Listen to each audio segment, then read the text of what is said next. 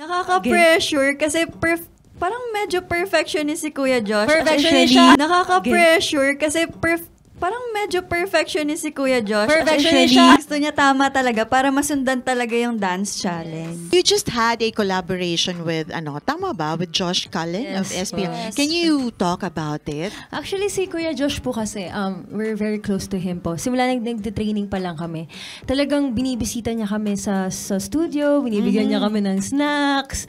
Very, po siya, supportive. Actually, buong SB19, pupunta po sila sa studio namin to give advices or to give, yung pagkain, mag-share sila ng pagkain. Minsan po, sabay kayo orderin kami, ganun po. So, yung experience po kasama si Kuya Josh, nung nagkaroon po ng chance na makakollab, talagang nag-game naman po siya. So, thank you po. Thank you, Kuya Josh. Thank you, Kuya Josh. Thank you, Sob.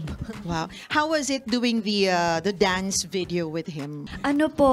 Nakaka-pressure kasi parang medyo perfectionist si Kuya Josh. Perfectionist siya. As in, sa amin po, parang okay na po yan, Kuya Josh. Hindi, mag-isa pa tayong take. Ganun po talaga siya ka-meticuloso. Hindi siya nagja-joke. Walang joke time. Seryoso. Pero madali siyang turuan. Yes. Kasi siya na yung naglilinis.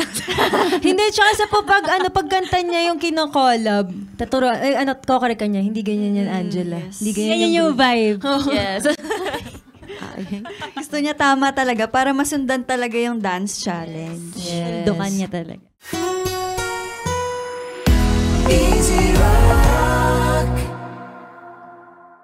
Hey, thanks for watching! For more exclusive videos and artist interviews, you can check out our videos by clicking here. And don't forget to follow us on our social media accounts too. Links are in the description below.